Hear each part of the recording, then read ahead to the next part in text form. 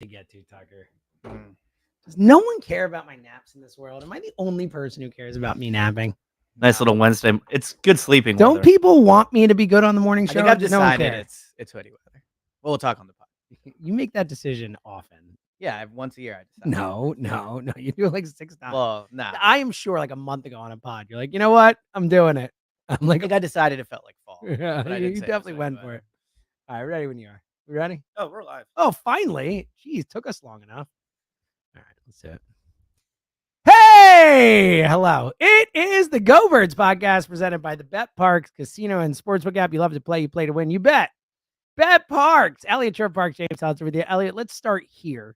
And we'll get into a lot because obviously we didn't have time to react to everything from the game. Quick one before we went to the I have locker a room. quick thought too, but I think it'll be on the same page. Yeah, are you still panicking? Is my Oh, question. okay. Well, So actually, I'm going to go back to Monday night and midnight whenever recorded. right. You were emotional, feeling it. I was a little more calm, but obviously very upset with the loss itself. Yeah. It doesn't get much worse as far as regular season losses go. How you feeling today? A couple days after, So- where you at? My answer to that starts with a hoodie. Okay. Okay. We were talking before the pod, and I guess kind of on this. Like, I've decided it's hoodie weather. Yeah, you right? decide that often now. But I feel like honestly, like a month ago on this pod, you're like, you know what? I've decided I'm wearing hoodies I'm now. done with the summer clothes. It is Okay, hoodie but weather. You did this already. No, like I a don't month think I ago. did this year. I do it. I do it once a year. We've I been feel recording like you do for it a few times, years. though. Feels like hoodie weather. But here's why I say it. Part of the reason I decided it's hoodie weather because I wanted to wear this hoodie today, and I want you to look and see what this. It says ups and downs. Ups and downs. Yes, and that's you. That's how I get Ups and downs. Yes. Yes. Yes. I dress to my mood, right? So I'm trying to come into this pod not being Mr. It's all over, panicking. They're definitely going to lose. I'm trying not to be. Good. I'm proud of you. I'm trying to Is to there realize is there a butt coming out? It feels like we're leading up to a butt. I'm trying to realize there are ups and downs to a season, Mm-hmm. and this could be the down. It doesn't mean the up is coming. And I also think if you do honestly just want to forget last year happened and view this season in a vacuum, then there is no reason to panic. They are 1-1. But last season did happen. But last season did Yes. happen. And the games they do have coming up are hard games, and they're both on the road. So while, look, like the part of me that doesn't want to be a big downer, doesn't want to be Mr. Hater, is trying to find a positive. I'll be honest. But like the what I truly believe part of me, yeah, I'm really, really nervous. Like I definitely feel like this season is on the brink. And the Saints are really good. Could they beat the Saints? Yes. Anything could happen. They could beat the Saints. But I don't think A.J. Brown's playing in that game. And if they don't have A.J. Brown, I don't think they're getting over 30 points. Do I think the defense could hold the Saints under 30 points? Maybe. Do I think they could win these next 2 games? Could they go to Tampa? Yes. But I just, being honest on how I feel, they just don't look like a team to me right now that can win these next 2 games. And if you fall to 1-3, yes, could the Cowboys be 2-2? Could the Cowboys be 1-3? Could the Cowboys play a 0-2 Ravens team that desperately needs to win this? Yeah, week. so yes, they probably will be. They probably will be, right? So like, could you win the division with 9 games? Yes. Could this just be a down year for the NFC? Yes. But I personally can't use that as reason to believe. I need to look at the Eagles and feel confident in the Eagles. And right now, I don't feel confident. So I am not positive about this team. I was just kind of reacting to your negativity or your basically the season's over. If they're going to lose these next 2 games, it's over. I'm not there. I will say the more I think about it, I am more negative than I was right after the game, outside of just losing the game. Yeah, right. On the long term. The biggest thing, as I said, what I said Monday night still holds. I think the pass rush is a dire situation. We'll do a whole little section. Real on that, issue on that. I keep coming back to and I don't think there's a particularly great reason for optimism, but I do believe it, that I just don't think you can overreact to anything that happens in the first month of a season. I've said this for like a decade. Every year we do the pod together, I say, hey, it's the first month of the season, it's preseason. Right. Essentially it's preseason. So I'm just not going to overreact to it. There are things that concern me. I also think that, like, as you talked about, I mean, you can go, the only time the Eagles won the Super Bowl, they started 1-1. After the Kansas City game in 2017, people were calling for Doug to be fired. Yep. You remember that? Remember where we were at with that team? Yeah. No, they wouldn't run the ball. And they were this close that my fingers are tight together, or I should say 1 second or 61 yards away from being 1-2 that season and losing to what we know was a miserably, miserably bad Giants team. So I just know that the early season doesn't necessarily mean what's going to happen later. There's a lot of, scoring's down. Teams have looked bad. Like there has not been, The Chiefs almost lost. They could be 1-1. The Ravens are 0-2. The Cowboys just lost by 30 at home or whatever it was.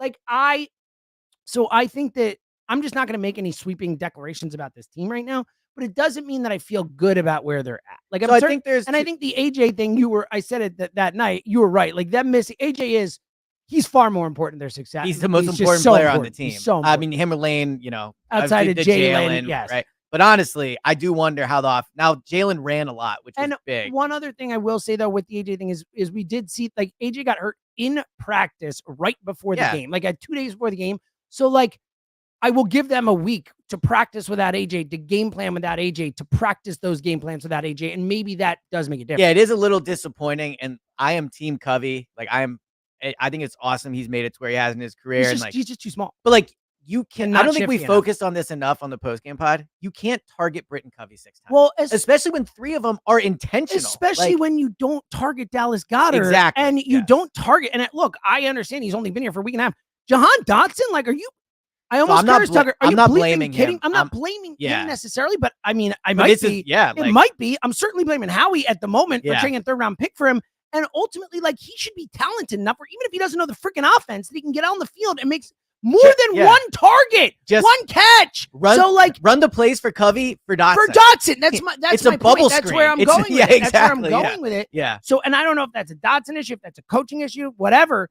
But like, it's a problem. It's a problem that AJ Brown was at. Dotson been here for a week and a half. It wasn't like they just traded for him. He's been here for a week and a half, and he gets one freaking target in that game. Like, that's asinine. I 100% agree with you. And the target he got was basically a running play. Exactly. It wasn't like, I mean, he didn't get a target beyond a yard. You trade, he was a 1st round pick. You trade a 3rd. Like, again, send him on some, almost cursed Tucker, I'm sorry. Send him on some fly routes. Just run him down the field. Like, I agree. Something. I agree. And so I have a lot of big picture thoughts from everything you've said here. So I will just kind of bounce around, but I'll stick with where I'm thinking now. Like, I need more from Kellen Moore and Vic Fangio. Big time. No doubt. Like, where's the creativity? Oh, all of this we heard about how the offense is going to look so exciting and different. Didn't look that different without AJ. You targeted Covey multiple times in the red zone. Mm-hmm. If Brian Johnson calls that exact game Kellen Moore did, we are on this pod the next day, probably arguing because I don't blame Brian. You don't blame him as much. But regardless, I agree with you. The point is, this is like what people Welcome to my world. Yeah. Thank you. Come aboard. But like, come aboard. Right. But the difference is, and I actually liked the passing at the end. I know you hated it, but that's on Kellen Moore. Let's not forget. I saw 100%. So many people being like, Nick Sirianni passed. It's like, no, he didn't. No, he didn't. Like, we can't have it both ways. We can't do this thing. And I know Nick got a little bristly when he was asked about it, and I don't blame him. Me either. Because you can't come at you and be like, you're not the play caller. You're not the play caller. Ask a million questions where Nick says, I'm not the play caller. It's Kellen Moore's offense. I'm telling 100%. You this all preseason, and then flip it back around and rip Nick for that. You just can't do it. It's unfair. I agree, especially when, and I'm not, look, I think the question was fine, but I think like as a society, as a Philadelphia society, we can't all offseason be like, Nick doesn't matter. What's he do? Clown head coach, CEO. And then the first big decision, it's like, hey, did you make that? Like, so I get that. But to circle like back to the Jahan Dotson thing and everything, like, here's what I would say too, to your point about the first month of the season not mattering. I agree stylistically. They don't have to play their best football right now. The difference is, while we can say the Eagles in 2017 almost lost to the Giants, they didn't fall to 1-3. The 2022 Eagles were 4. But I was talking about 1-2, not 1-3. No, agreed. But I guess what I'm saying is they are staring the reality of 1-3 very much in the face. Like, there is a chance they're already underdogs in this game, by the way. It swung like 6 points. Well, no, it swung like 4 points. They were a 2.5. Oh, I saw them open at 1.5. So they were -3 before playing. Oh, so I only saw them -2.5 before the Falcons, and it's 1.5 now. Regardless, so it is swung. It's not 6 points. Is the point? It's either 4 or 4.5 points. Well, it's 6 points to what I saw. Is what I'm saying. No, even if you saw them at 3, it's 1.5. It'd be 4.5 points. Oh, really? Because I saw them +3 yesterday on Parks. I thought they were +1.5. They're a 3 I checked like yesterday, like Let's 5 look. or 6. I was going off it being. Yeah. No, sorry. If that's true, that's my bad. I thought it was 1.5. I mean, but I'll look it up while you talk. Yeah, go ahead. What I was gonna say is, like, could they beat the Saints? Yes. Could they go to Tampa and beat the Bucs? Yes. And I think the Bucs are a more winnable game, but they'll likely be underdogs in both of these next 2 games. Now, if they beat the Saints, maybe not, right? Because look, well, like I said before, 9 underdogs. More underdogs won this weekend than lost. So. But I think we have to be honest and say, if either of us had to bet anything of substantial like value, you would probably pick them to lose the next 2 games. No, I don't think that's necessarily true. So again, I might pick them to win this week. Like, I think that I think the ebb that's my biggest thing right now. I think, especially in September, the ebb and flow of the NFL right now. I think any team could beat anyone any week, other than the Panthers. I think the Panthers probably aren't beating anybody. Even with Andy Dalton, maybe they can. Yeah, I was gonna say with Dalton, yeah. We just saw the Raiders were 8.5-point dogs. They beat the Ravens. I mean, like all week we saw these teams that the Bucks, who you're talking about as this great football team, were a 7.5-point underdog in Detroit, and they won outright. Like, so I'm not overreacting to the first week or 2 weeks. But I think there's a difference. I think that, again, I don't think the Saints are going 17-0. I don't think they're going 10-0. Like, I think the Saints are not as good as we've seen so far. I think they're going to fall back to earth like all these teams do, like everyone does. Again, the Falcons were a disaster last week.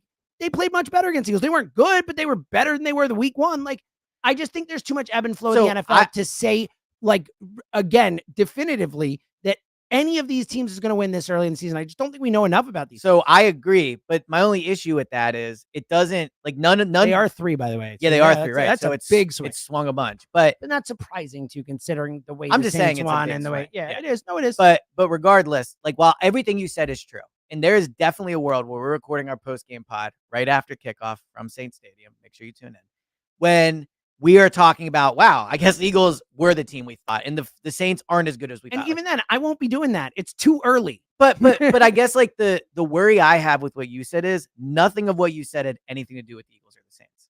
Oh, you agree that you could apply that to any game. That's what I said at the beginning of the pod. My reason for optimism is not about the team; it's about the NFL. But that's my exact point, and that's why I don't feel as good. That's why I feel worse as the week has gone on, because my main reasons for optimism are more based on the ebb and flow and the parity among the league right now, than they are about, wow, I really believe in this with the Eagles. So that's my concern, is, like, not to get too much into the Saints matchup yet, but, like, the Saints are better than the Eagles right now. Right now, they are better than the Eagles. Doesn't mean in week 7 will be. Doesn't mean that they have a better roster. It just means right now they are playing way better than the Eagles. The Eagles' offense without A.J. Brown is not that good. The Eagles' defensive line legitimately might be one of the worst in the NFL. Like bottom 7. I think the first week or the first month of the preseason, I was able to sit here and lie to myself to an extent and say, well, no, there's talent there. Jalen Carter's really good. Bryce Huff, like, the team we've seen just on paper the first 2 weeks is one of the worst defensive lines in the NFL. So just, while I still have a belief in me that the Eagles are one of the best teams in the NFL, and they are a Super Bowl contender, and they were a top 7 in odds. They do have one of the best rosters. They did not look anything close to that in last week. And my worry is now in week 1, they did, right? In week 1, they scored. Even then, I don't think, again, like, I think the only team that's looked like that is the Saints in the NFL. The tough thing. I know that's who they're playing. And I get it. And that's why it's they're a 3-point dog now. But I don't think there's been any team that's really looked that special, that good, other than the Saints. So it's like, I get your point, but I just don't think we can look at the Eagles after 2 games and say that that's the product we're going to see then. I think you can point to the defensive line and be like, we thought this was going to be bad. It's bad. This is a problem, because it jives with exactly the players we thought, whatever. But in terms of, like, do I think that the Eagles offense is not going to score points as the season goes on, as AJ comes back? No, I think they are going to score points. Like, so, you know what I mean? Like, but the tough thing is, and let me ask you this, and I don't know if I have an answer for myself, so I'm curious where you are with it. So last year when the Eagles were sinking, you were with it. I was the one who was like, you jumped, right? I know. So maybe you just have a better read on this team. But my question is, and again, I'm not making, like, I don't know. That's my biggest point, is we don't know. Yeah, like, we don't know. I don't think you can take what we've seen from 2 games or 3 or 4 and be like, yep, I know what this team is. I know what that team is. I know. Like, I just don't think we could do that yet. Right. So I looked this up yesterday, and I don't know how meaningful of a stat it is, but I found it surprising. Over the last 10 games, the Giants have won more games than the Eagles. So again, I get your point. It all comes down to the last year versus this year thing, and whether it's in a vacuum or not. Exactly. Yeah. And of course it's not. Last year happened. We talked about how we wanted to get a hot start because of all that. But at the same time, I don't think we could sit here and like use stats. We know they lost 6-7 last year. We know that. So it's like, so any stat that we add now is going to be based on 6-7 plus that. But so it's just like, I don't know. You know what I mean? Like, so last year when we were talking about whether they should, do you think the Giants are anywhere close to No, I think the Eagles are way better. But my worry is, are we just overvaluing the team? And so real quick, what I was going to say was last year we were talking about bringing Nick back, and we debated whether to bring Nick back, Nick not. I was strong, bring Nick back. You were a little more on the fence. But, like, I think we both agreed there was a chance that it's just broken and maybe, right? Yeah, well, and I think we both have said since that based on the way it has played out with the Jalen stuff, Nick stuff, that it honestly probably was not the smartest move to bring Nick back. Well, so this is where outside of what we think of Nick as a coach. This is my core worry. Like, the pass rush isn't good, obviously. We can get an X and O's of it. My core worry that I have right now, and I'm curious if you're with me or where you're at with it, is maybe this thing is just broken and we're denying ourselves by saying last year doesn't matter. And like, yeah, AJ wasn't there and it's the beginning of the month. Like, this team has not played good football for a really long time. They just haven't. Now, the good thing is they have a lot of talent. So and you guys talked about this on the morning show, are they just an average football team? Like, maybe, like, I guess where I'm struggling is, do I need to shift how I view the team?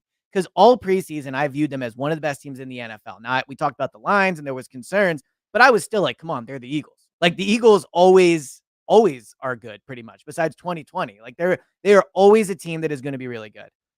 My core kind of like where maybe my belief is shaken and I'm trying not to do like the down in the dumps, like deep dive, is maybe this thing is just broken and we're lying to ourselves. Well, it certainly could be. Yeah, of course. And again, we knew that coming into the season. We talked about the Nick and Jalen thing.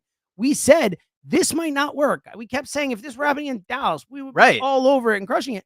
So we knew that opportunity was there, that possibility was there. What I'm saying is, I don't think you don't think we have the answer to it. Yeah, I don't know. Like, it's certainly possible though. Like, I don't think anyone feels as good about the team after last night or 2 nights ago as they did prior to the season or after the Green Bay win or whatever.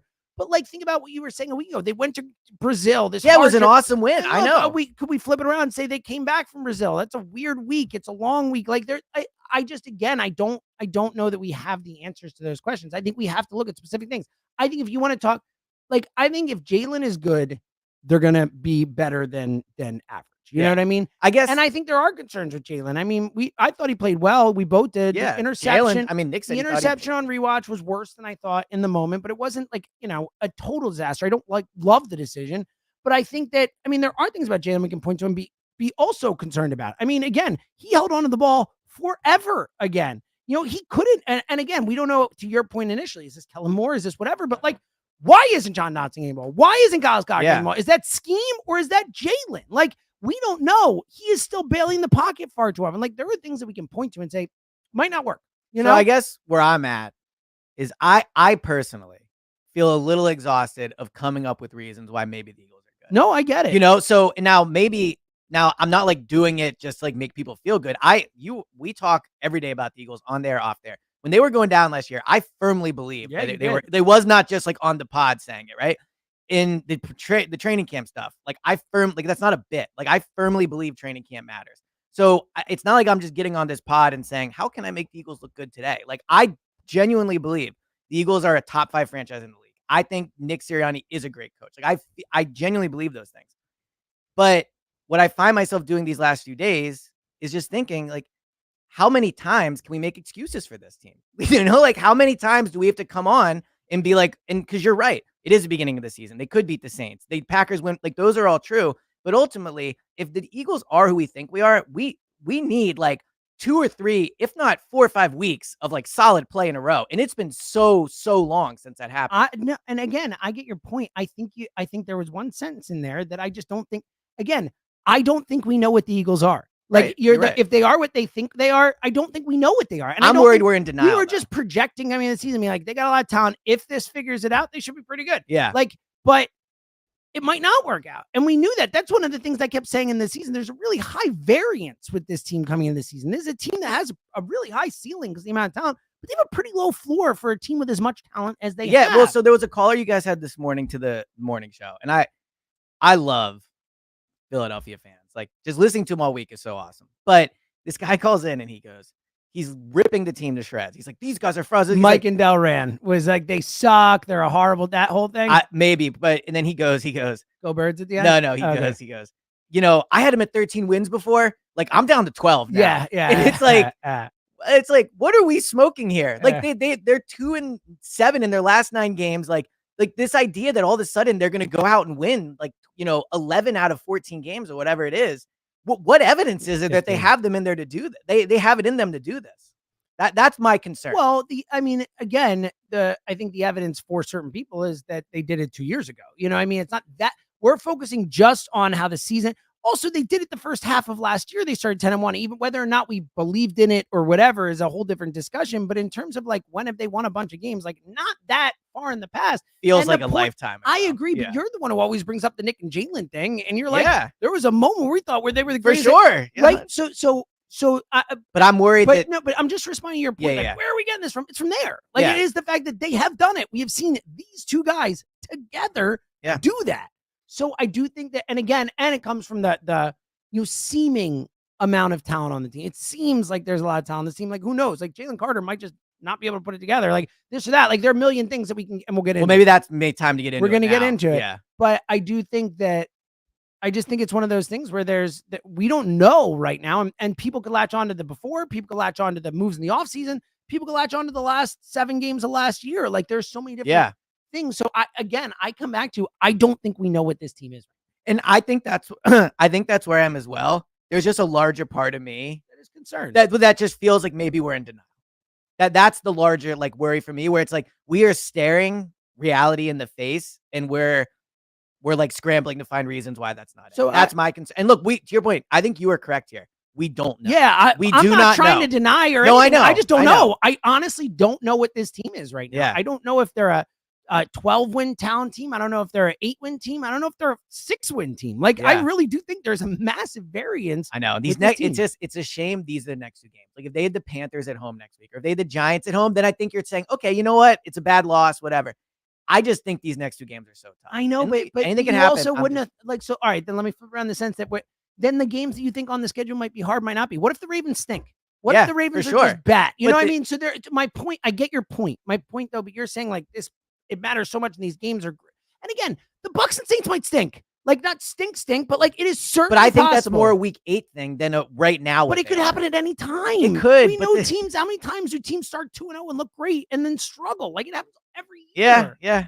So again, I'm not trying to pump them up. Again, no, I don't know. Like they might. Trust me, this is why I wore the ups and downs. Yeah, I'm trying to realize that there are ups and downs. I just don't think we have the answer yet. All right, let's get into the specifics, because I do think that we can look at, someone like and I'm not going to impugn Bryce Huff's whole career, but we can look at Bryce Huff and be like, that guy's not good right now. Well, and we can look at Nolan Smith and be like, he's probably not good enough. Look, Jordan Davis, I mean, hand up. Like that guy just probably, and again, I like the draft pick. I think the logic was smart. The logic was your smart. Your points at the time were smart. And for what it's worth, as you know, and anyone listening knows, like I would have taken Kyle Hamilton in that spot. Yeah. 1,000 times out of 1,000. And I wanted him so bad. Right. But like Jordan Davis might not have it. He might not be able to play at the NFL level. Well, where are you at with the D line? Again, I think that for me, as someone who is saying, like, I'm not sure where they're going to be, and I'm giving them the month to kind of figure this out, I am absolutely super duper concerned about the pass rush and the defensive line in general. Yeah. I mean, Seth Joyner's on the show. He's dead right. He's like, if you have 2 things that are happening, he's like, you cannot have a good defense no matter what. He's like, if you can't stop the run and you can't get a pass rush, he's like, you're screwed. Like essentially. Well, and that's what's so disappointing about the Jordan Davis thing is at the very least, you were supposed to be, look, we debated the Jordan Davis thing at the time. I think your point was ultimately true. You take chances on ultra athletic defensive linemen in the top 15. I think that's a smart philosophy. But my concern at the time was you can't he has to be a great pass rusher. But we all agreed he'd at least be a great run defender. Yeah. And he's not even that, right? So all right. So lots of ways to go with this. First, I think overarching what I need to say is like Howie's got to get killed for this. Oh, absolutely. This is a crush Howie for the Georgia guys and for Bryce Huff. I mean, that is and Josh Sweat. Massive. Josh Sweat's here because Joshua took a pay cut. And again, if you had just taken the money you were going to give to Huff and Sweat and just paid Reddick, guess what? Yeah. So the other 100%. And at the time, we were both like, just pay Reddick. We were. And we hated the trade when it happened only after he held out, where we like, all right, at least I could see some logic. Right. But we hated it. I hated it. Like as much as we I were hated at the Phillies game. Yeah. It might be the Howie move I've hated the most over the last. Well, so I saw a tweet this morning. I sent it to you and Jack. And I don't agree with the premise of it, but it was basically like, Howie's cooking the league again. And it's like Jahan Dotson, no catches. Nolan Smith, no sacks. Jalen Carter, bench. Right. Yeah. So it's, wow. And I think it went a little too far when it was like Devin Singletary more yards. Yeah, that was right. I was like, let's be real here. It the hell in. All right. I get it. Good points. But trust tree just between us here, and Tucker, you can listen as well, obviously. Like, I don't know. Would you rather have given the money to Hassan Reddick than Saquon? I'm not ready to say that. I'm not either, but it's not even anti-Saquon. I'm saying no, they need a pass rush. So this is what I'm saying with Howie. Missed on Huff. And look, I defended Bryce Huff's honor for the past You did. Part. You were, and I still think I was correct. Like, play him more. You were. Well, no, my logic was correct. No, I don't think it was. But regardless, so Jimmy Kempsky. You're not doing that again. Jimmy Kempsky of Philly Voice wrote this article, and I suggest people go and read it. And here was, to me, the most disappointing thing about Bryce Huff. It's not that he didn't play well, because like ultimately I know he's out because he didn't play well. But what was so disappointing to me, and I caught this in the moment in the press box. We were watching the game, obviously, and I said to Jimmy, like, look, there's a play where in the middle of the play, Bryce Huff is fixing his helmet. Yeah, I know. And what was Jimmy pointed out so many plays where there was poor effort. Like, look, Bryce, I for a week straight stood on an island saying, play him, you paid him, you got to give him a chance. You got to try. Like, you know what I mean? Like, well, to the point, and that's what, and we don't know it, but like, to your logic being right, your logic might have been wrong if Vic Fangio was seeing this effort constantly. Yeah, so there you go. You know what I mean? Yes. So there is that. I agree with that. Yeah, if Bryce is like dogging it in practice, then I get that. But regardless of like previous takes, no need to bring up previous takes. Yeah. But do we even? No. Yeah, exactly. It's said and it's over. It never gets brought up again. I will say one thing quickly. At least it's not saved anywhere. People can clown me to death. They can bring it up everything they want. I'm telling you right now, I will always believe in training camp stats. Like, I'm just letting people know now. They can clown me, like, but you agree this year, maybe not the most. We'll see. We'll see. Perfect answer. But see, that's what I'm saying. We'll see. Yeah, we'll see. We're exactly. on the same page. We'll see. But here's the thing with Bryce Huff, man. Like, he's just so bad. He's playing so bad. Doesn't mean he'll be bad all season. To your point, we don't know. But right now, he's been invisible. He is so bad. And they all have been. Nolan's been bad. Jalen Carter. Like, I mean, think about it this way. Dude, think about it this way. Nolan Smith, Bryce Huff, and Josh Sweat. And this guy's not even an N. Thomas Booker made more plays in that Falcons game than all three guys did in both games. Thomas Booker has reached a level of success in the NFL in 2 games that Jordan Davis has in 3 years. I snorted. Yeah, you did. Yeah, it's insanity, man. And also quickly, every Eagles fan is watching that Falcons game and going, "Who's Thomas Booker?" I got 3. Yes. Who's Thomas Booker? One of which works at the station. Yes. But his profession is sports, and he was unaware of who Thomas Booker is. But what I was gonna okay, here's what I want to make sure I get it out. Yeah. All right, Jalen Carter. You can't do a month straight and an all off season of I know I have to be a leader. I know this is time. Like it's my, blah, blah, blah.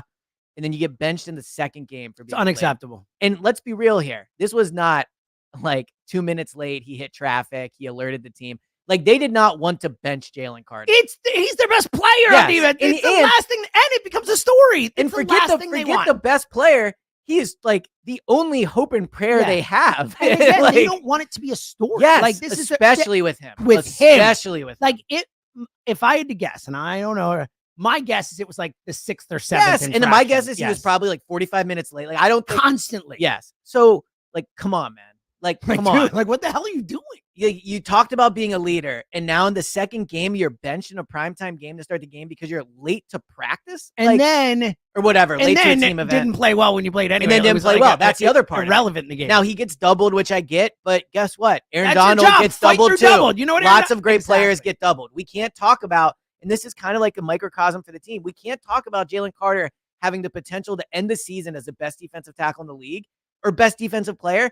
And now he's benched for which is essentially effort during the week, right? So it's just incredibly like as much as we want to kill Bryce and like he's played poorly and there were definitely poor effort plays. It's not even in the same. Come on, bro. You're Jalen Carter. Like you're supposed to. This can't be happening. And like it just it's like the whole thing where it's like they have talent. They're supposed to be great, and this is happening. Like what are we doing here? So with the defensive line as a whole, my opinion of it is I think AJ will come back eventually and he'll play well.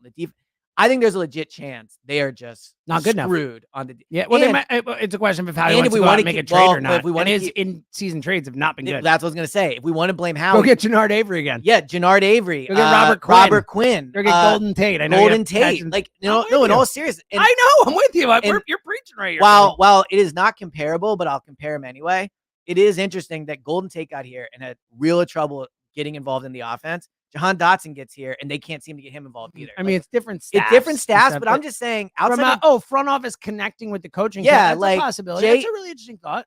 Like, if you're going to go out and trade a third for this guy, you have to have a concrete plan right away to get him involved. And it didn't happen. And it happened with Golden Tate. It happened with Robert Quinn. It happened with Jannard Avery. Like, I'm just pointing it out. No, you're right. J.J., the only one that's worked out. And that's a running back. That was a running back. Not that hard. Yeah, and he was also part of a three-headed monster, really. Yeah. I know you kind of poo-pooed it before. Like, I am really angry about the Dotson thing. Like, I'm not as worked up about you, but I know he hasn't been here long, but like you traded a third-round pick for this guy. AJ goes down and he's got one target in the game.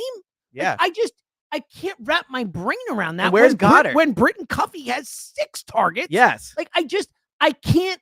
Like, again, to your point, like, run a bubble screen to Jahan Dotson. He is a first-round pick with first-round talent. Like, dude, what are we doing here? Like, I can't get over it. Like, that feels like. I think you're correct to be. I should probably be more fired up. I'm really angry about it. But, like, also, this gets to circle all the way back to the Moore and Fangio thing. We talked all offseason. I said it so many times. Kellen Moore is the most qualified offensive coordinator in the league. And you can't figure out a way to get Jahan Dotson. Now, a week and a half. I get it. I get if Jahan Dotson, even though AJ was there, regardless, if AJ weren't, I get not getting involved in the Brazil game. He just got traded for 3 or 4 days, but I get it. He's been here for a week and a half. What are you doing? So the other thing about the game plan changing 2 days before, I get that's hard. But you know what? Like, you also traded for the guy. Well, no, but the other, like, okay. So let's say I'm going to use a real world example with you here.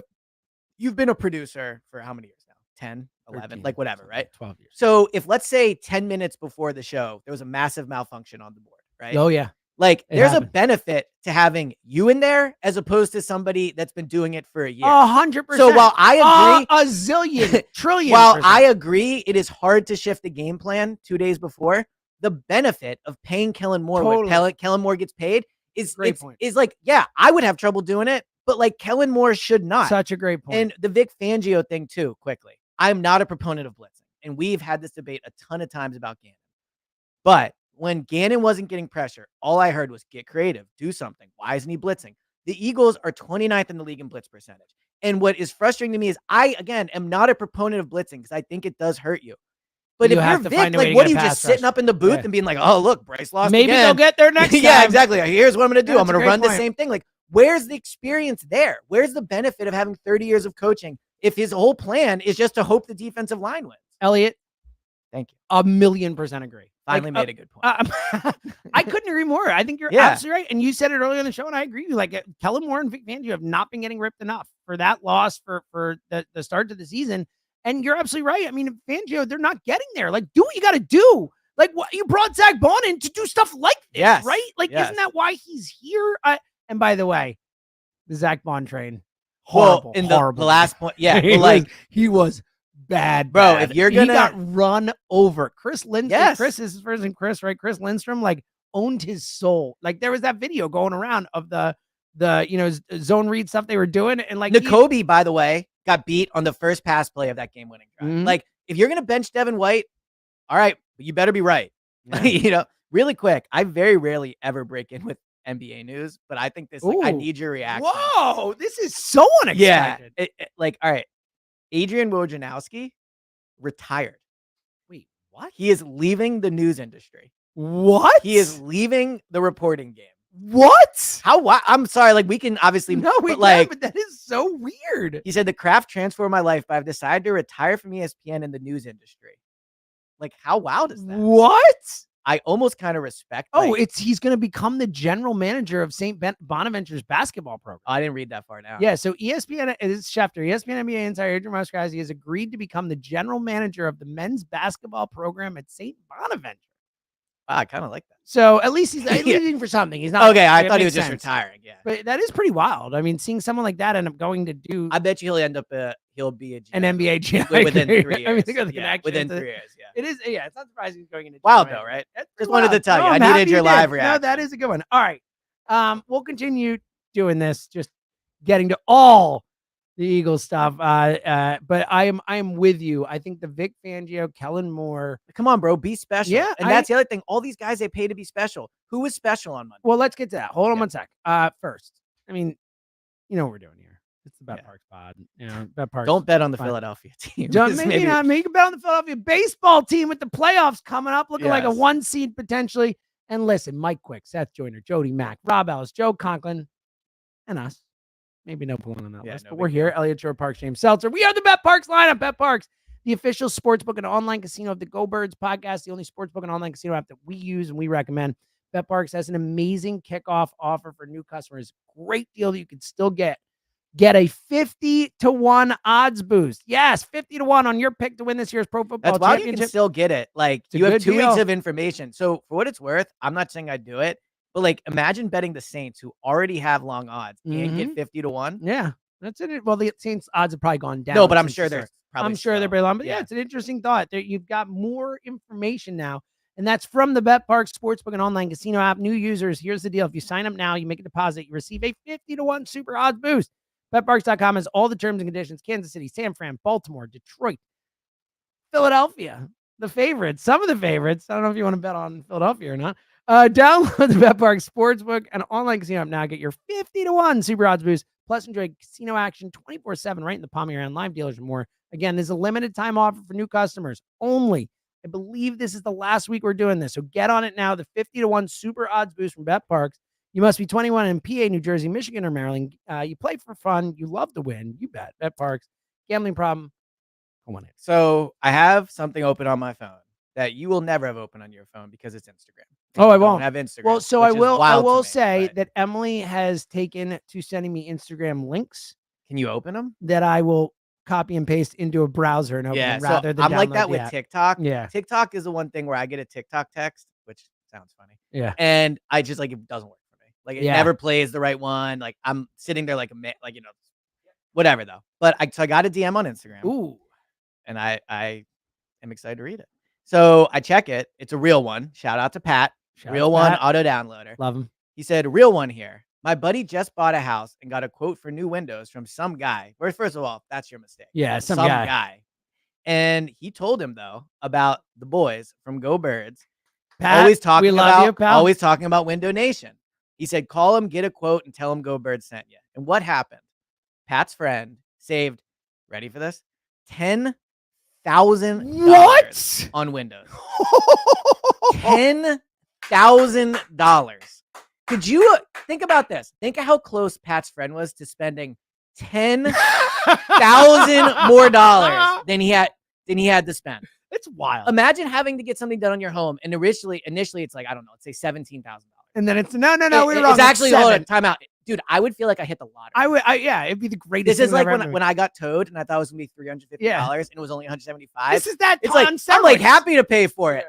$7,000, so I don't know what the price was, but $10,000 is not nothing. And here's the thing: this is a real life example of why Window Nation is the people you should call, because at the very least, you can trust them. Yeah. And that's such a key part of this. Honestly, this other window company was going to scam him essentially out of $7. In any situation like this, that's my number one thing. Right. It's like, I just don't want to get taken advantage of. And how many stories do we have to share where the other guy in Texas got his windows done, loved it, got a Jalen Hurts jersey because they were going to give him a Dak Prescott jersey and he changed it, right? Like, at the core of picking people you want to work at the house, you want to pick people you know aren't screwing you out of big money. Time. Honestly, right? like what I want. Just don't screw me over. But outside of that, Window Nation, they do an awesome job. Their guys have been doing it for forever. They've installed an absurd amount of windows. Like, so if you're getting work done to your house, if you need to get windows and you don't want to pay $10,000 more than you have to pay, you call Window Nation. And right now, you're even saving more money than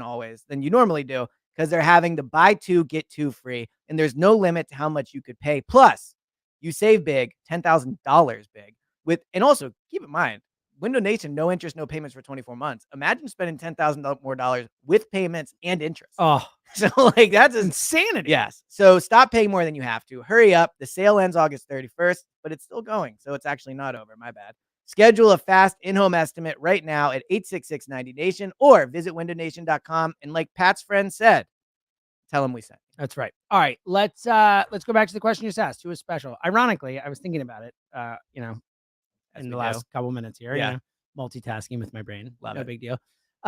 Ironically, so I have two answers. One, ironically, I think the only special player on the Eagles we really watched was Saquon outside of dropping the ball. Like he's the only one who felt he felt special at times. Like especially to start the game. Now Saquon again, really, Kellen didn't give him the use ball. I don't get it. Like other than dropping the ball, I felt like Saquon was pretty special.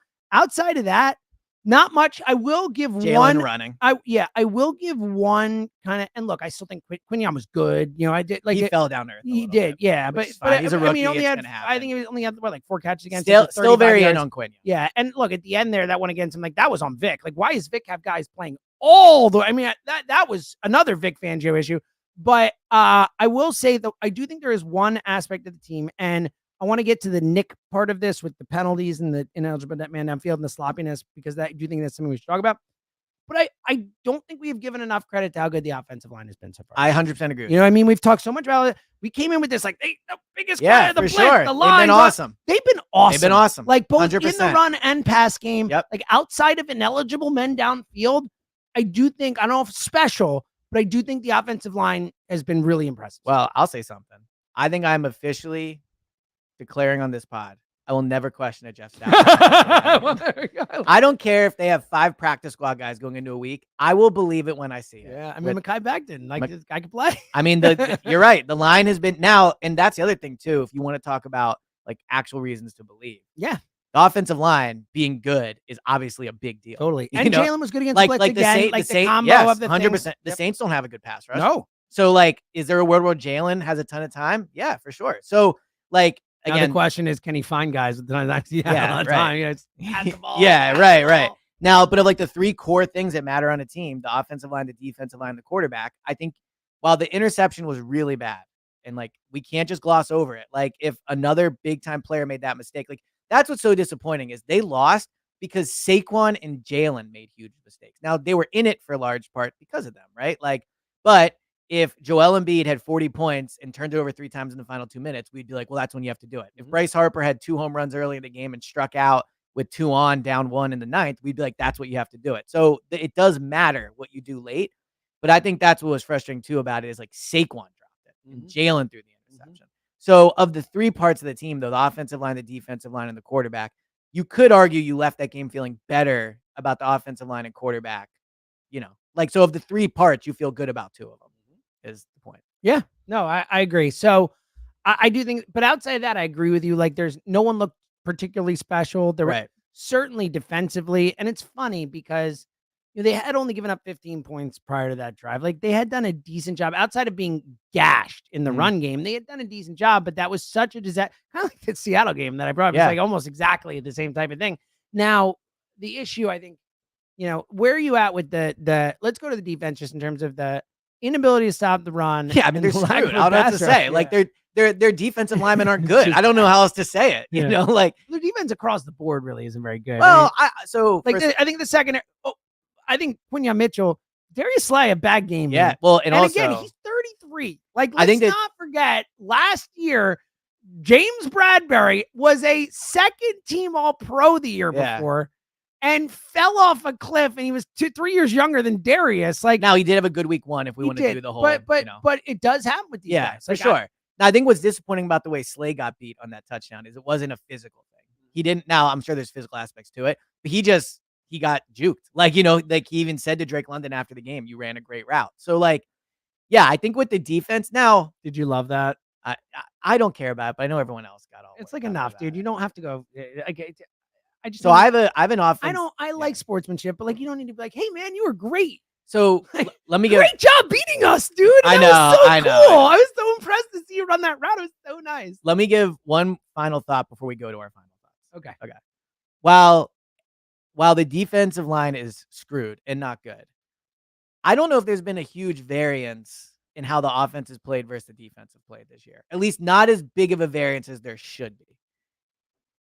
So, I mean, the defense only gave up 15 points before that final drive. We talked about in the first game, the offense put up a bunch of points, but the offense had the turnovers, that. The defense held them in it. Those big spots. I think the offense, if you wanted to do a pie chart, like the offense is probably 60-40. Here's the thing. But it certainly is not like 80-20. Which is what it has to be. And that's what we talked about the Green Bay game. Like, to your point, I agree with you. I think that the offense has been better, but I'm marginally. I'm with you. Like, this would be something where the offense needs to be 75% and the defense 25%.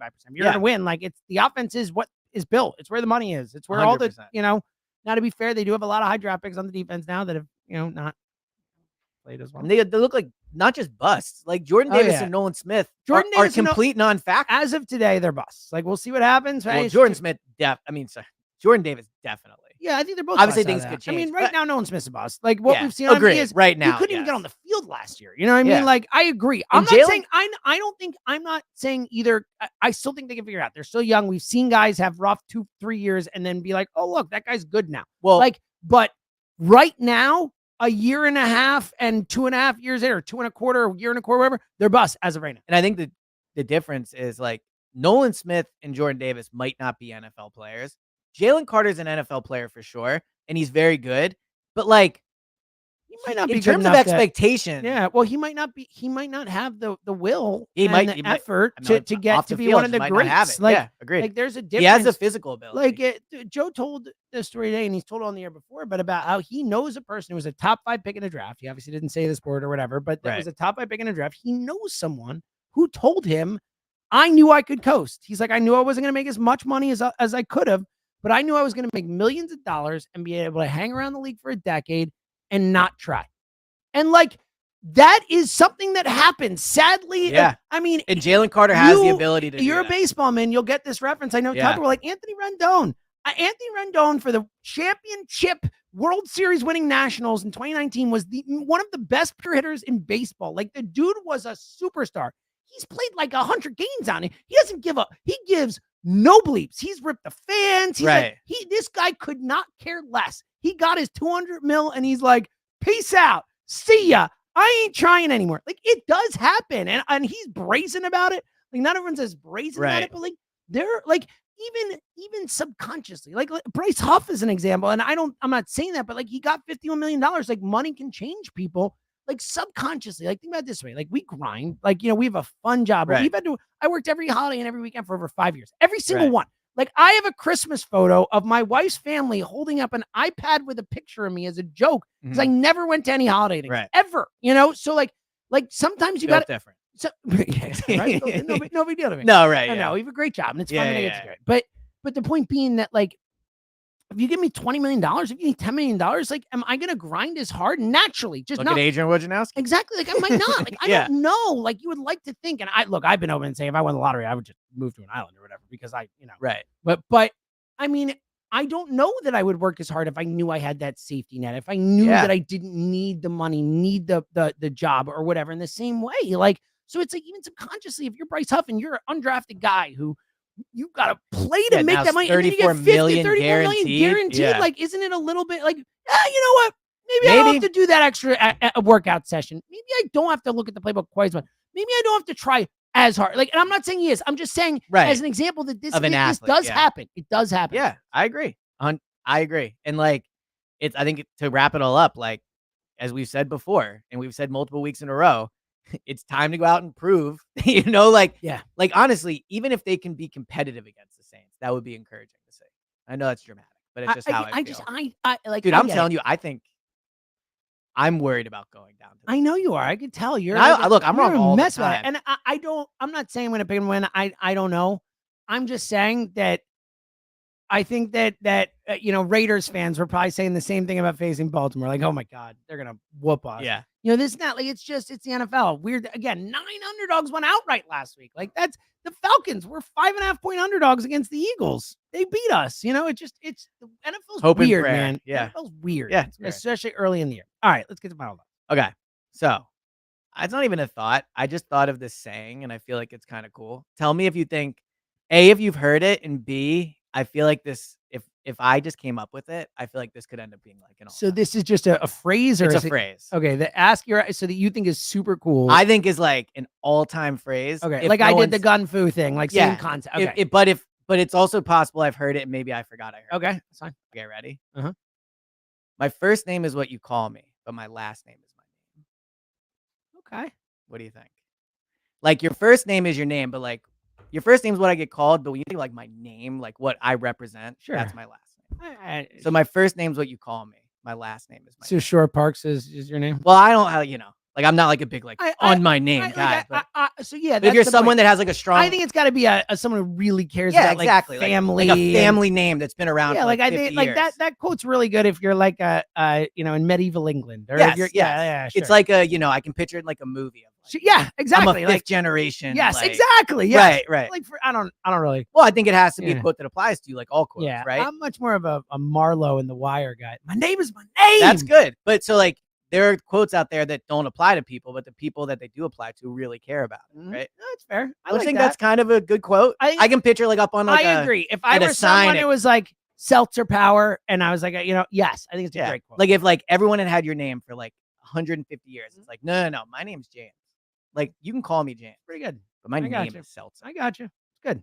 Anyway, I get it. You hadn't heard it before, though. No, I think it's solid. All right, I think it's good. I think I could picture like at a sign at like a Home Goods. It's not my philosophy. Not your philosophy, but you would agree if if we were two guys that had like strong last. Well, or just more like familial history. Yes, exactly. And like, I'm the first Shorr-Parks in the history of the world. So. Wow, look at you. That's a good point. Yeah. Wait, so you're because you're the oldest. Yeah, because I'm the oldest. So do they both go? Yeah, they both have Shorr-Parks. I didn't know. Yeah. I just assumed. So we're the only 3 Shorr-Parks in the world, which there's coolness to that. Necessarily. I mean, it's possible. Nah, you're right. I don't know. It's possible that another Shorr married another. But I think the chances are low. Extremely slim. But yes, you're right. There's a world where that has happened. All right. I'd be curious to look it up. No, it's interesting. I'm certainly not Googling Eliot Shorr-Parks. No, I wouldn't. Yeah. No. Yeah. All right, let's hear you. All right. So I'm on the 2000s. So 2000. Oh, right. Okay. I've been saving it for the main pod with you. This one I'm really struggling with because I'm trying to do like my own personal thing, but also like it feels like there are ones that like for everybody else, if you looked at the top 5 of the 2000s, like The Dark Knight would be on there. Like for everyone else, it'd be on there, but like for me, it might not be. I like The Dark Knight. Your personal preference. So I'm going to give you what I think would be the clear 5 for everyone else. Right, like the consensus. Like I think that, because again, like Return of the King would be on. This is 2000 to 2010. Yes. Correct. Now, that's a question for you. Like when you do 2010 to 2020, are you starting at 2011? Like what year is 2010? Yeah, that's what I did. Okay. Right. I did. Oh, no. Hold on. So this is 2001. No. I think I did 2000 to 2009 and then 2010 to 2019. Okay. That's what I did. That's what I'm wondering. 100% that's what I did. So then I started 2020 on. They're in 10-year increments. Yeah, because I would do 1990 to 1999. I wouldn't put 2000. That's what I'm at. Okay, so that is correct. Yes, it's 20. So, I mean, I think that there's a clear 5. I think that most people, and then like, all right, this is a really. Let's just start. Okay. So I'll give you the 2 that are on my list and the other list. Okay. 2 locks for both lists. I think There Will Be Blood. My wheelhouse of year. Yeah, I think There Will Be Blood would be on both lists. Many what people movie is that again? It's the Daniel Day-Lewis, Paul Thomas Anderson, oil movie, but you've heard of it. Like it's I think No Country for Men would be on everyone. I haven't seen it, but you've heard of it. Friendo. Is that like the musical in a little way? Like, oh no, I'm thinking of no, it's a Cormac. What's the George Clooney movie that's like there's like music in it? It's like a Coen Brothers movie. Oh, Brother, Where Art Thou? Yeah, very different. Yeah. So this one Best Picture. Okay. It's the one with the Anton Chigurh. You probably heard of him. He's like one of the great villains of all time. Fine. We're wasting our time with this. Yeah. The coin down, heads and tails.